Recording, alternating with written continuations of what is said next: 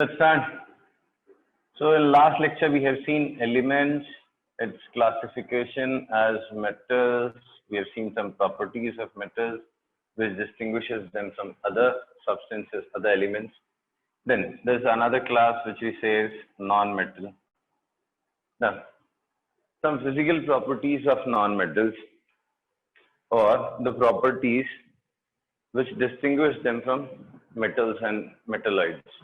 Like almost all the metals, non-metals are non-sonorous, right? They don't produce tickling sound. Basically, they are just opposite of metals, right? So the non-metals are non-sonorous, non-malleable and non-ductile, non-malleable and non-ductile. You remember these properties? Hello. What is ductility?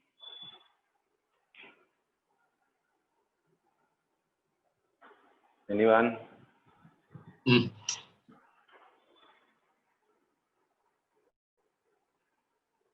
I could not hear you.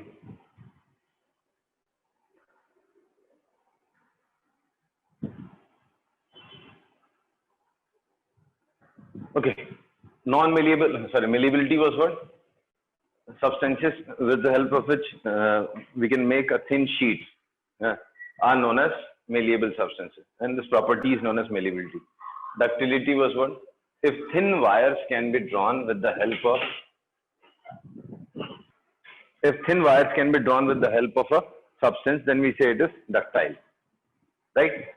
So non-metals are usually non-malleable and non-ductile, right? Then next is they are usually gases, gas and solid, right? Obviously there is an exception, bromine. Bromine is a liquid at room temperature, right? So this is exception. Otherwise,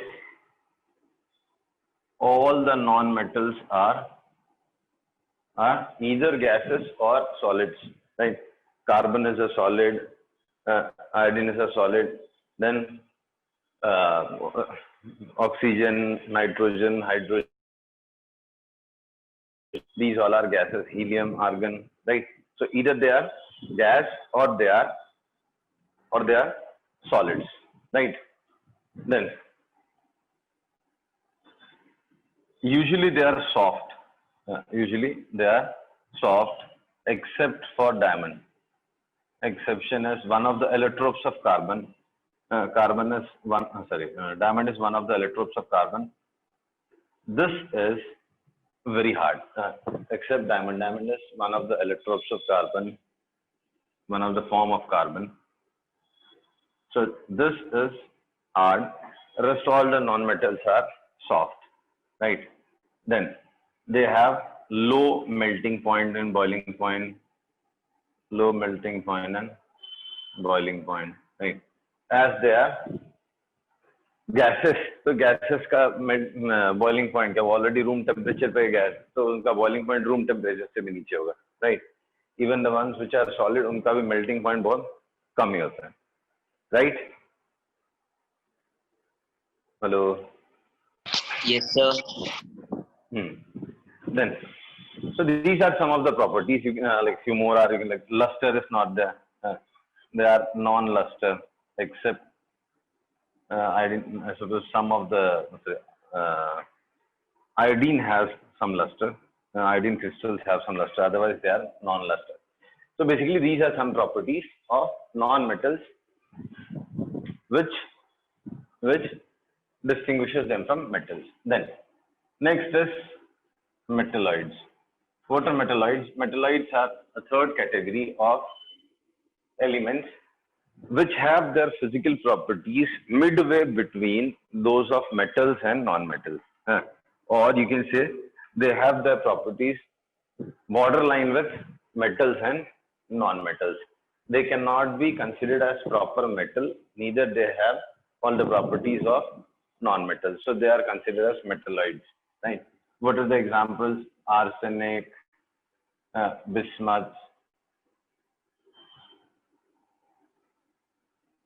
antimony, silicon, germanium. These all are some examples of metalloids, right? Most of the elements are metals right? Few of them are non-metals and very few fall under this category. This category, metalloids.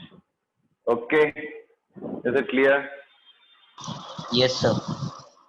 Yes, sir. So this concludes our one category of pure substance, that is elements, right? Now, what is next pure substance? Next type of pure substance we have seen in previous classes, compound. So what is a compound? Compound. At your stage, this might be little confusing. It is again combination of sum of two or more than two elements, but still we say this is pure substance, right? This is again pure substance, but it is combination of two or more than two elements, right? But still it is called pure substance. Let us see some points which will convince you that yes, they are pure substances. So compound is what? Compound is a form of pure substance, form of pure substance which is obtained by combining two or more elements chemically, not just mixing. You have mixed copper and iron powder, copper and iron filings you have mixed, not like that. They combine chemically. So compound is what? A form of pure substance which is obtained by combining two or more elements chemically in definite ratio by mass. Indefinite ratio by mass. Right? So compound is what?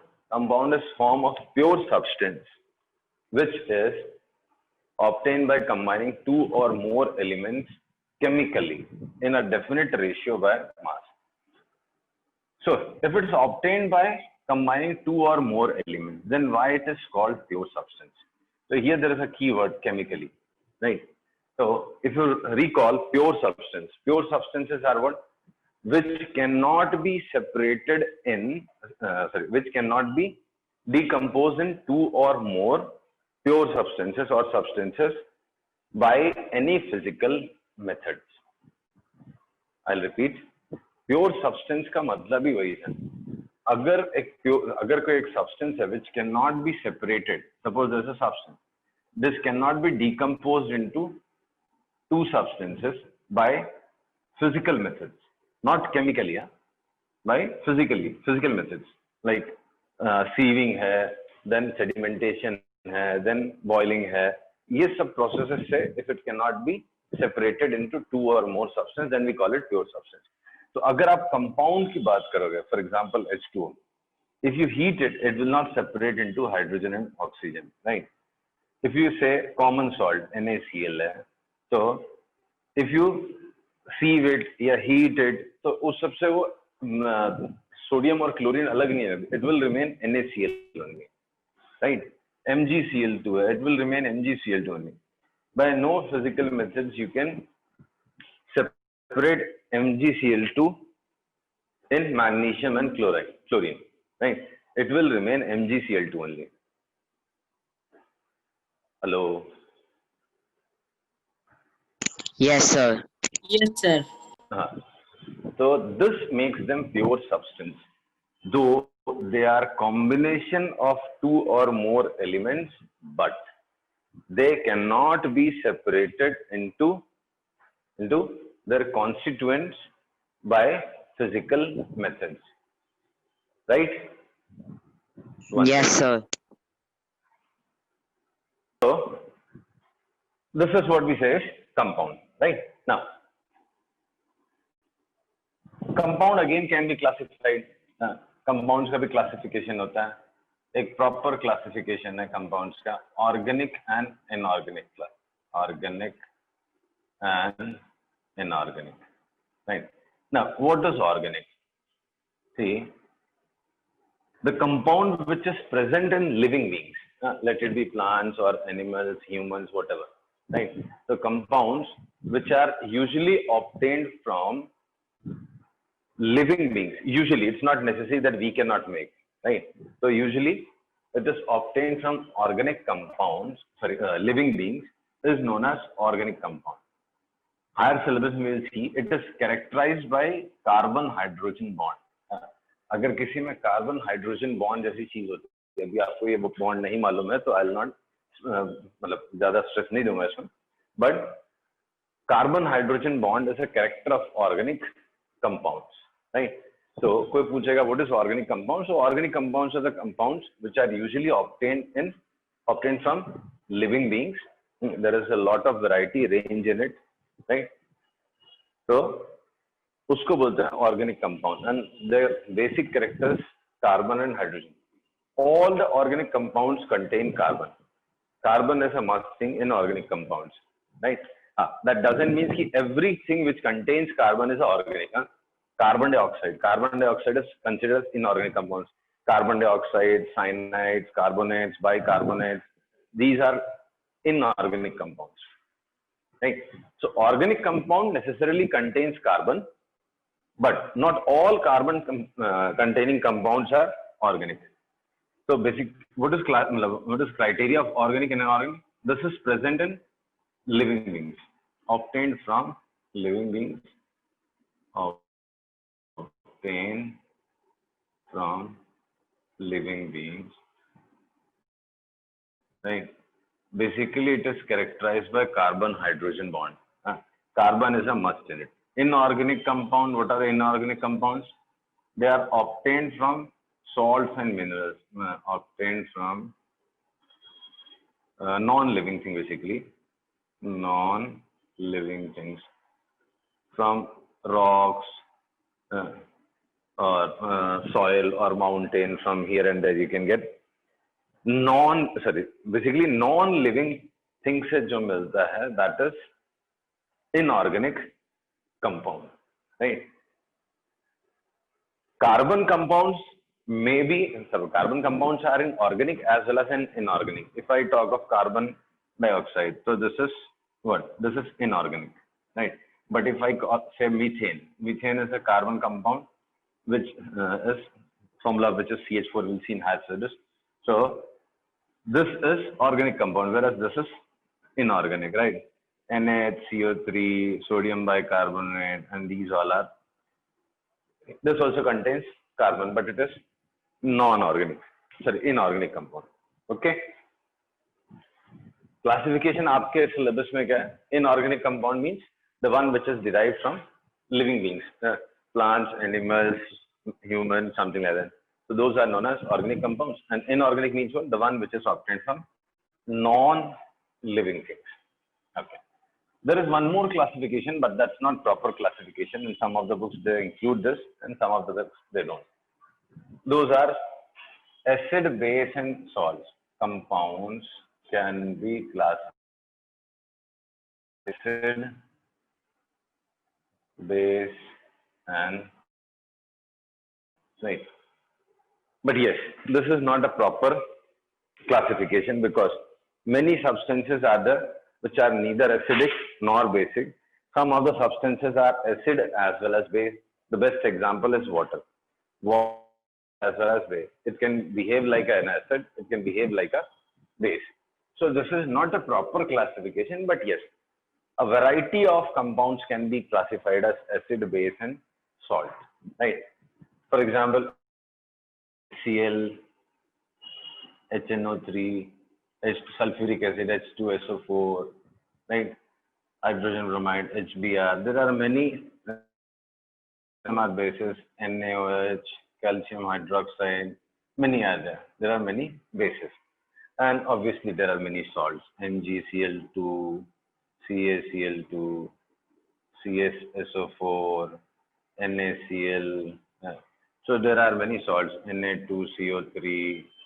So many of them are salts. Salts are basically obtained by combining chemically, by mixing acid and base. When acid and a base combine, For example, if HCl and NaOH, if you mix NaCl and NaOH, they react to form H2O and a salt.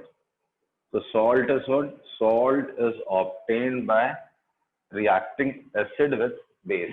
एक acid को एक base से आप combine कर दो, react करा दो, तो जो result आएगा, that is a salt and, right? Yes, sir. Hello. So HCl plus NaOH makes NaCl. This is a salt, right? These all are bases and these all are acids and these all are salts, right?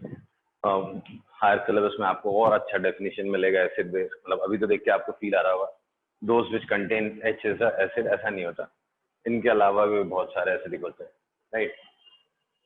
Sir, ये bases में OH आपको देख के लग रहा होगा it's necessary, but नहीं.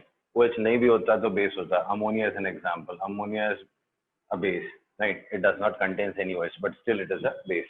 So this we'll see in higher syllabus, right? Yes, sir. Yes, So sir. this is one of the classifications of compound.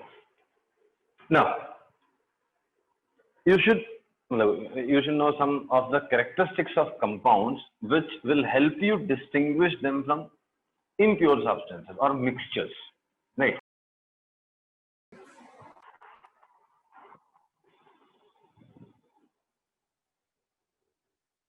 Hello. Yes, sir. I got a call actually. So where are we? So this is classification of compounds. Now let's see some characteristics of compounds. So some important characteristics of compound.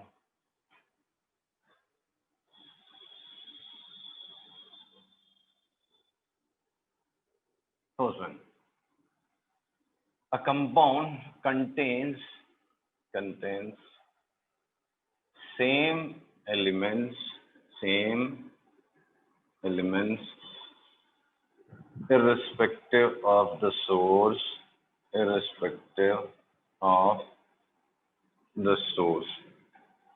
from where it is collected. Okay. But compound contains same elements irrespective of the source from where it is collected. If you get pure water, if I say pure water, that doesn't mean it is an element, it's a compound. When I say get pure water, so whatever be the source from wherever you obtain, right, it will contain hydrogen and oxygen only. I'll repeat, if you make hydrogen and oxygen combine chemically to produce pure water, right, or obtain it by boiling and condensation, right, which we say is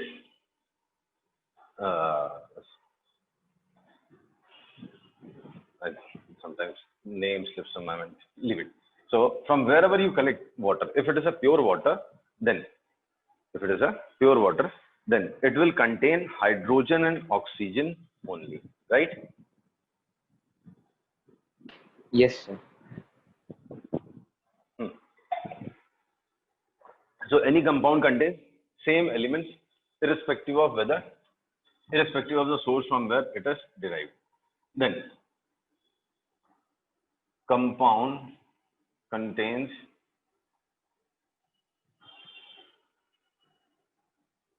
again the same, actually I should have added it in this, same elements in definite ratio by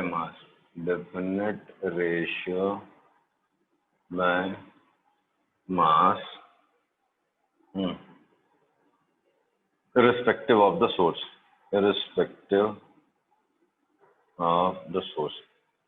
Actually, I should have combined these two. Okay. Here what I have written, that any compound will contain same elements, right? If I say common salt, so it will contain sodium and chlorine only, right? It will not contain a third element irrespective of from where it is derived. Similarly, if I take compound, say water, in water, hydrogen and oxygen are present, right? Hydrogen and oxygen are present, but the ratio of their masses in any sample of water will always be 1/8. I'll repeat. Get any sample of water, it will contain hydrogen and oxygen for sure, and the ratio of the mass of hydrogen and oxygen in it will be 1:8. For example, if I say, if I get 180 gram of water, 180 gram of water. So can you say how much hydrogen will be there in it and how much oxygen will be there?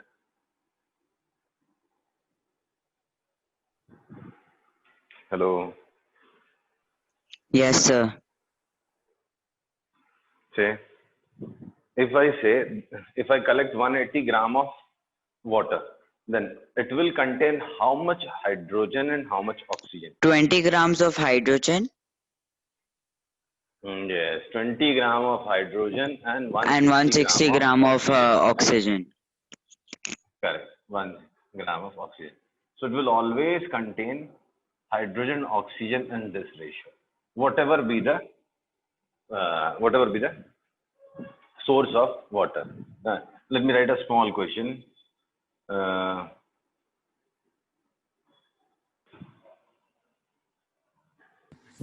How does 20 grams and 160 grams is derived? See, if it is known that in one sample of pure water, hydrogen and oxygen are present in the ratio of 1:8, then it will be true for any water collected from any source. Whatever be the amount of water, whatever be the source of the water, it will always contain hydrogen and oxygen in the ratio of 1:8. This is one of the properties of compounds, right? We call it one of the laws, actually. We call it law of definite proportion in higher syllabus. So what does it say? Whatever be the source from where the compound is collected, it will always contain the same elements combined in the same ratio by mass. So hydrogen and oxygen, I said in a sample are in the ratio of 1:8. So in a sample of 180 gram of water, hydrogen and oxygen again will be present in the same ratio. So suppose hydrogen is X and oxygen is 8X. So total is 9X. So 9X is 180. So X is 20. So 20 into 1, 20 into 8. No? So can you show it? Sorry? Or can you write and show it? Okay. See, I have already claimed here. I have claimed a water contains hydrogen and oxygen in the ratio of 1:8 by mass. Water contains hydrogen and oxygen in the ratio of 1:8 by mass. So, say mass of hydrogen be X and mass of oxygen be 8X. Right? See, hydrogen is X and oxygen is 8X. Since they are in the ratio of 1:8, I can say, let us assume hydrogen to be X and oxygen to be 8X. So what is total mass? X plus 8X. But this is 180. So 9X is 180. So X is 20 gram. So X is 20. Therefore, hydrogen is 20 and 8X. Oxygen is 8 into 20, 160. Got it, sir. Okay. So I'm writing a small question. In ammonia, nitrogen and hydrogen are present in the ratio of 14:3. Estimate mass of sample of ammonia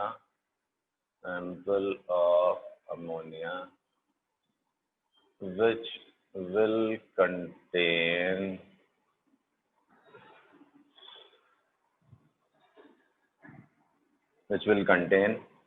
um, 135 kg of hydrogen. So estimate the mass of sample of ammonia which will contain 135 kg of hydrogen.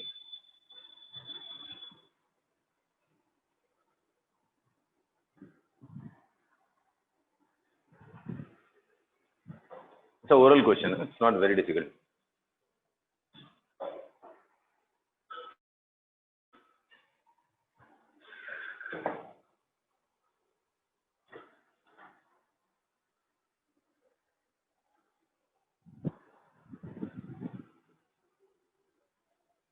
Anyone?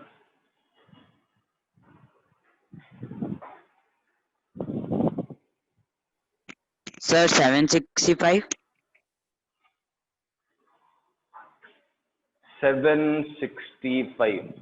No, made a mistake. Sir, 630. 630 seems to be correct. 14 into 45. 90. Correct. 630. See, what is written here? Nitrogen and oxygen are always present in the ratio of 14:3. Oh, sir, But here I hydrogen added. is 135 kg. Sir, I added 135 to 630. So 135. Okay. Sorry. Yours is correct. Sorry. Yours is correct. Yes, sir. Yours is correct. See, in 17 kg of ammonia, mass of hydrogen is 3 kg, right? Mass of hydrogen is 3 kg. Therefore, in 3 kg corresponds to 135. So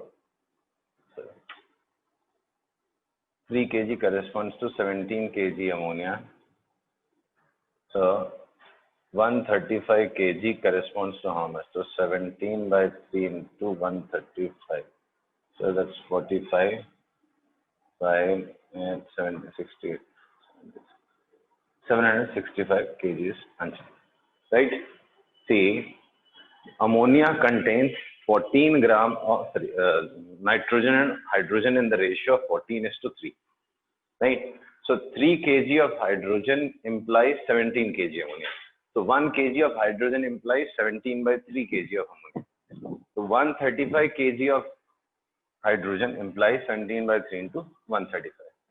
Clear? So that comes to 765 kg. Right?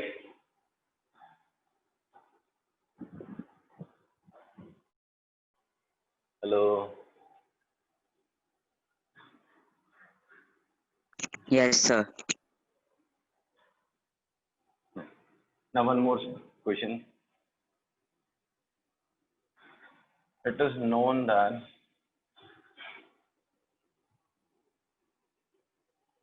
hydrogen and oxygen always combine in the ratio of 1:8 to form water. If 20 kg of hydrogen and 60 kg of oxygen are taken in a vessel, cylinder, and made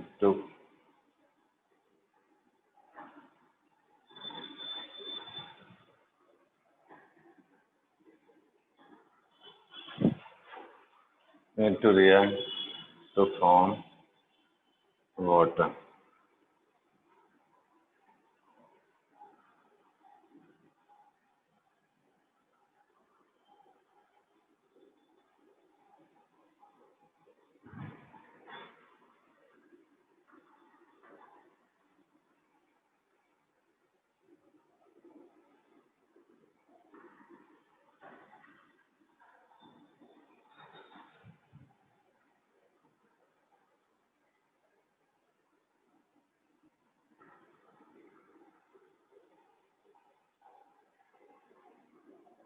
amount of hydrogen, oxygen, and water at the end. Amount of hydrogen, oxygen, and water at the end.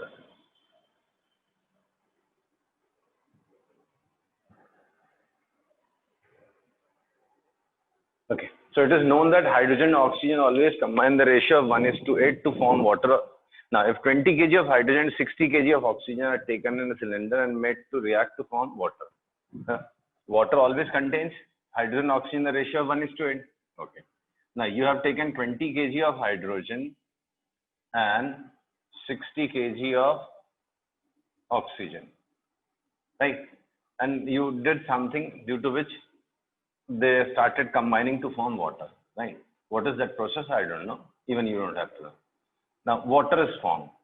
So, some water is formed, and obviously, here, as per this information, one of the two, either oxygen or hydrogen, is completely consumed. So, you have to find the amount of hydrogen, oxygen, and water at the end.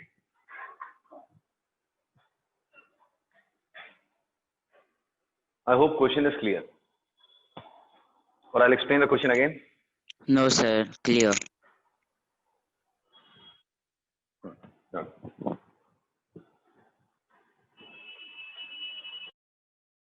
Okay. Sir, done. Say. Is left. Sir, hydrogen I got 8.88888, and then Mhm. and then oxygen I got 71.04. No, I have taken 60 kg of oxygen altogether. So at the end, how you can save more than what I have given to you? Okay, sir. Oh, I made a mistake. And moreover, it's written one of the moreover one of the two is completely consumed. See, one of the two is completely consumed. So either hydrogen or oxygen. One of the two is consumed. You have to identify which is consumed.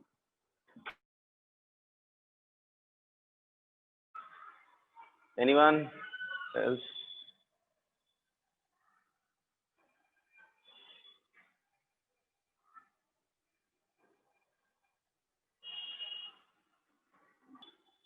Hello.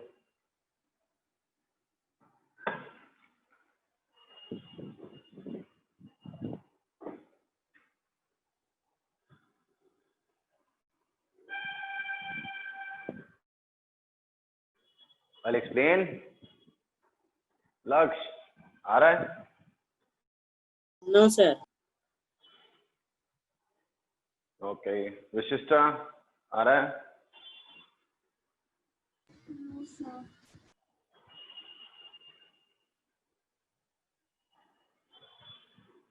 Okay. So response नहीं है. अच्छा. See, how much hydrogen, how much oxygen you have taken? How much hydrogen and how much oxygen you have taken? We have taken 20 kg hydrogen and 60 kg oxygen, right? We have taken 20 kg hydrogen and 60 kg oxygen. For 1 kg of hydrogen, for complete consume this 1 kg of hydrogen, how many kgs of oxygen is needed? Hello. Yes, sir. I'm asking for of hydrogen, how many kgs of oxygen are needed?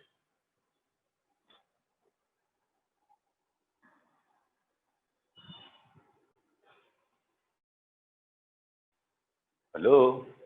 It's a simple question I'm asking. See, water always contains one. Them in the ratio of 1:8. So for 1 kg of oxygen, we need 8 kg of oxygen. So 1 kg of hydrogen, we need 8 kg of oxygen. नहीं आ रहा समझ.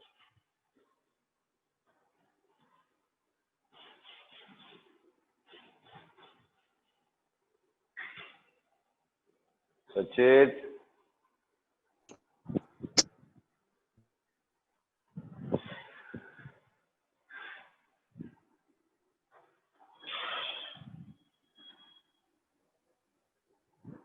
See, hydrogen oxygen combined in what ratio? 1:8. So for 1 kg of hydrogen, how much kg of oxygen is needed? 8 8 kgs. kg. So for hydrogen to be completely consumed, 20 kg hydrogen, if you want to completely consume, how many kgs of oxygen is needed? How many kgs of oxygen are needed?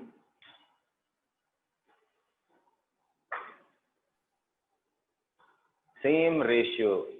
Ratio and proportion you have studied in maths, na?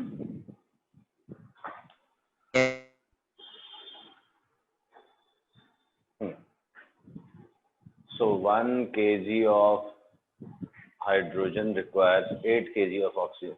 So 20 kg of hydrogen agar come, how much? Half kg.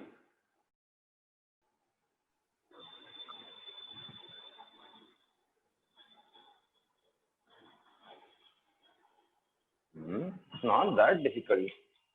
See, 1 kg of hydrogen requires 8 kg of oxygen. So 20 kg will require 160 kg of oxygen. But we don't have that much oxygen. See, 1 kg of hydrogen will Sir,